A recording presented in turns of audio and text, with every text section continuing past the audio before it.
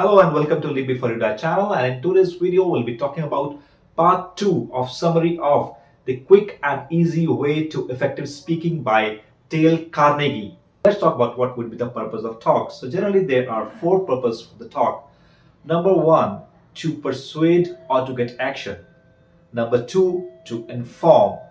Number three, to convince or impress. And number four is to entertain.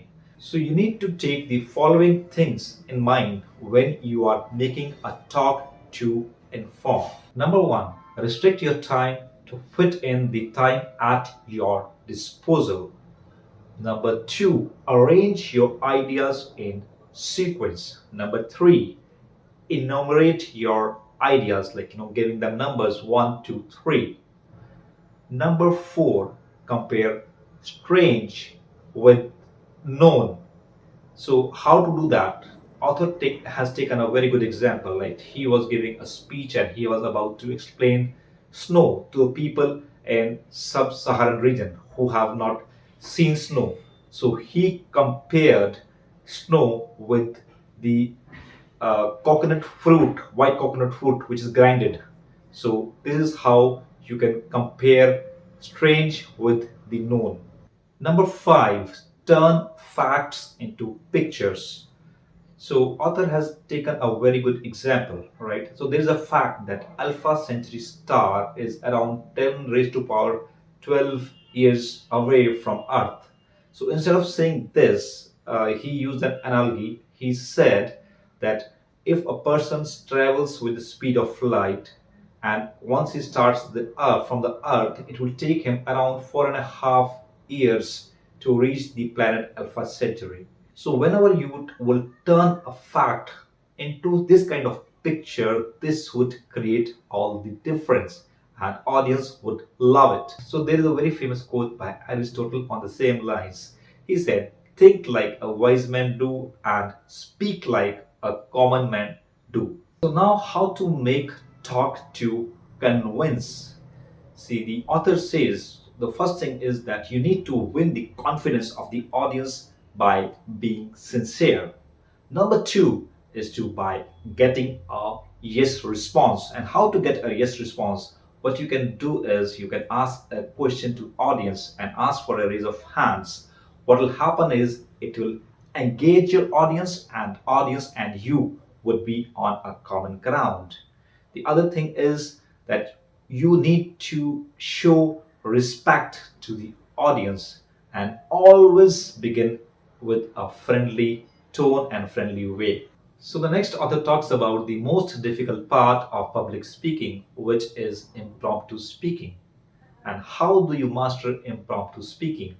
Number one, practice. Now you may ask, how can I practice if there is an impromptu speaking happening?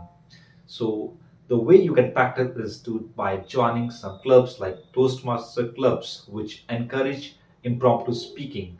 They would give you some topics, and you'll have to deliver a speech on against those topics, and they will evaluate you. So that will definitely help you in practicing in getting into impromptu mode. The other ways are to get into a mental model by visualization. Probably you can visualize yourself as giving an impromptu talk, and you are doing it very well and audience is accepting it and they are appreciating your impromptu talk. Number three is to get into example immediately. Sometimes what happens is you get a topic about which your mind might get blank and you will not get anything to speak. So try to get an example, and it will be better if you can link that example to your personal life or your experience. By then, if you can relate that to the topic, that will give the automatic flow of words from your mouth and you will not be blank. And whatever you're speaking, always speak with confidence and enthusiasm. So next topic is how to present speakers, receive and accept awards. So let's talk about how to introduce speaker. The author talks about a TIS formula, wherein T stands for the topic, I stands for the importance, and S stands for speaker. For T, you have to talk about the topic, what topic you are talking about. Let's take an example. So example is, let's say the topic is the telephone serves you. Now, what is the importance? Next, we will talk about the importance about telephone. So, author takes an example, right? How to do that. So, for example, he said that why do you get so many wrong numbers? Why does it take more time to get call connected from your hometown to Chicago than to Chicago to New York? Why does it happen that you dial somebody but the phone connects to somebody else? And after providing the importance, we will introduce the speaker. How? So let's see in this example. Our speaker knows all these answers. His job is to digest all these business problems and to make business clear to the normal people. And if you are annoyed by your telephone, then let him be the spokesperson about the telephone company in his defense.